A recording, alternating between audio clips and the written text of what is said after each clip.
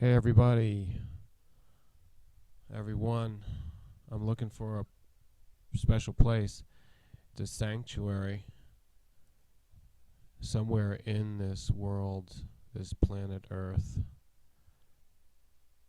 These are the places that I've been. Oh, where did it go? Let me start it over. I think it crashed. Yeah, somehow it crashed. And it didn't even tell me. It just shut off. You saw that.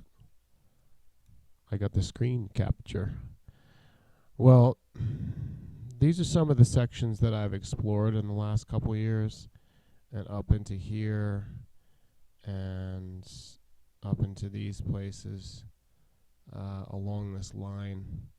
So these are my own ley lines. Buckminster Fuller, just energy crystal that the earth is. And we're trying to figure out the structure of everything. That's why I love to use Google Earth. And basically, it's a pretty big place, but when you put your mind to it, you can explore everything.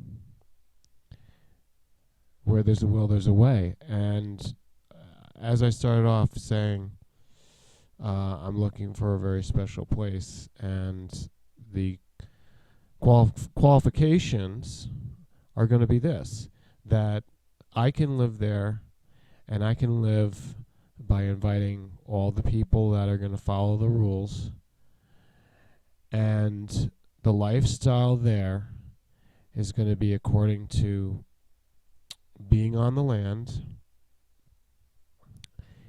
with all your basic needs being directly met for free. Self-sustainability and what did I say? Self-sufficiency, sustainability, all those like S words. There's like 3 or 4 of them that kind of tie in together. And this is important.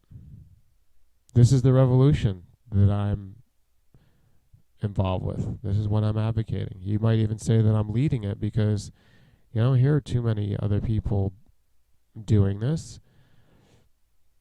Just like myself, I've done all kinds of other things in my life, and this is just where I'm devoting myself right now. Let me show you who I am. So I'm this guy here. And I believe that we can have a new world set up. And I'm going to create a theme to it and a very, defined, very specific business plan to getting it done. Or just a project plan. Sometimes people have to look at things as business because we need some capital investment. But even more than that, I'd rather have the resources directly. So this revolution is about going direct. And I'm traveling the world. If people didn't know already, I'm going places to make this happen. So the first thing is making a selection. And that's the biggest hurdle. The place has to be free of any encumbrances, restrictions, any oppression, suppression, all that kind of stuff. There ain't going to be any outside authority outside of myself and outside of you if you go there. You have to adhere yourself to the rules. So we're going to have a way of keeping everybody in synthesis, cohesion to this, because you don't live unless you find a way to meet your needs. So it's almost like going back to the land. Focus. There you go. It's almost like pioneer days. What are your needs? Food, shelter, clothing. Yeah. And once you have that, you have emotional needs for love, for harmony, peace amongst us, all of us. How can this be done? How come it hasn't been done already? How come in all of these millions of civilizations, I shouldn't say millions, but multitude of civilizations and countries and nations and experiments that have been going on around the world. I'll pick out one for you. Here you go. Here's Rome. E pluribus unum. They used to speak Latin. All roads lead to Rome. All roads. This was the Roman Empire. Then they split it. It became Western Roman Empire, and it became Eastern over here, and they had Constantinople became the new capital before they renamed it Istanbul. And it had the Vatican sprout up here, the Holy See. And how come they don't do it perfectly? Look at it now, and it's in a shambles, the economy and this and that. But you get some good food. You want a pizza pie? But life's not just about a pizza pie. When I was a kid, I used to sit down at a place called Mama Maurice's.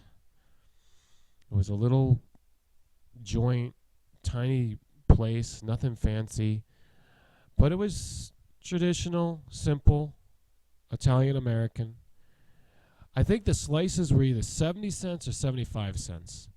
A slice. And you're talking about a sizable slice. That's how I grew up. Where can you go today? Either in Roma, for the aroma, or where can you go? Where can you go? LA? Where can you go? New York? Where? Miami? Chicago? I don't know where you can go to get a 70-cent slice of pizza to fill yourself up. And they even give you some free water on the side. You can't do that today.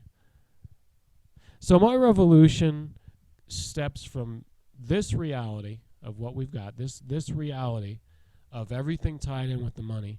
Hey, money is okay.